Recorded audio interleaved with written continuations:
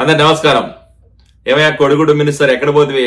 కోడి గుడ్డు పెట్టిందంటివి, ఆ గుడ్డు హ్యాచ్ అవుతుందంటివి, ఆ గుడ్డు హ్యాచ్ అయిందిలే, ఆ కోడిని చూసిందిలే మేము కనీసం 13 లక్షల కోట్లు పెట్టుబడులు అని చెప్పి వైజాగ్ సమ్మిట్ అంటివి, జేఏఎస్ ఇన్వెస్టర్స్ అంటివి, అది ఇది అని చెప్పి పబ్లిసిటీ చేసుకొని హడావిడి చేసిన ఈ గుడివాడ అమ్మారు ఎక్కడున్నాడో అర్థం కాలే. గత ఎలక్షన్ అయిపోయిన తర్వాత ఇప్పుడు దాకా పత్తాలడి మనిషి 13 లక్షల కోట్లు నిజంగానే పెట్టుబడులు తీసుకొచ్చింటే, నిజంగానే మీ కోడి గుడ్డు పెట్టింటే ఆ గుడ్డు హ్యాచ్ చేయడానికి రెడీగా ఉంటే ఆ ఎంఓఎంలు తీసుకొచ్చి మా యువ నాయకుడు నారా లోకేష్ గారి చేతిలో పెట్టండి. ఎందుకంటే నిన్ననే ఐటీ శాఖ మంత్రిగా ఛార్జ్ తీసుకున్నాడు. ఖచ్చితంగా కార్యదీక్ష ఉన్న మనిషి, పెట్టుబడులు సాధించడంలో మాకు చేత వస్తుంది ఎట్లనో. అలాగే మా నాయకుడు చంద్రబాబు నాయుడు గారి మీద నమ్మకం ఉంటుంది పెట్టుబడిదారులకి. సో దయచేసి మీరు నిజంగానే 13 లక్షల కోట్లు పెట్టుబడులు సంపాదించుంటే ఆ జేఏఎస్ సమిట్ లో దాన్ని తీసుకొచ్చి ఎంఓఎంలు అలాగే ఆ కోడిగుడ్లు తీసుకొచ్చి మా యువ నాయకుడి చేతిలో పెడితే మేము కాల్లో కడుపులో పట్టుకొని ఆ పెట్టుబడిదారులని, ఆ ఇన్వెస్టర్లందరినీ రాష్ట్రానికి కనీసం 13 లక్షలు కాకపోయినా 1 లక్ష 2 లక్షల కోట్ల పెట్టుబడులు దాంట్లో తీసుకొచ్చి ఆ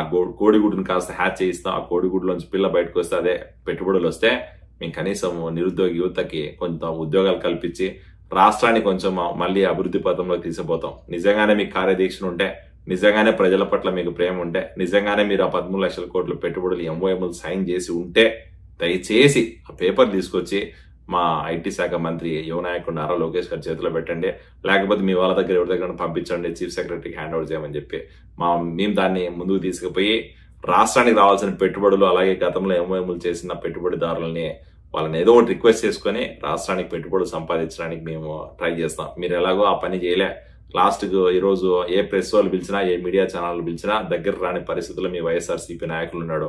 ఇంకా మీ నాయకుడు అయితే తాడేపల్లి ప్యాలెస్ ఖాళీ చేసి పులిందల ఖాళీ చేసి బెంగళూరు పోయి.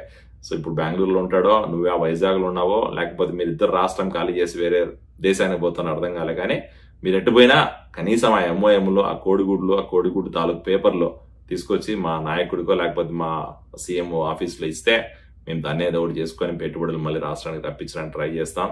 రాష్ట్రాన్ని అభివృద్ధి పథంలో తీసుకుపోతాం. అలాగే రాష్ట్రంలో నిరుద్యోగ యువతకి ఉద్యోగాలు కల్పించడానికి మా ప్రయత్నం ఏం చేస్తాం. దయచేసి ఒక్క చిన్న హెల్ప్ చేయవా గుడిగుడ్డు minister Gudivada Amar. Thank you.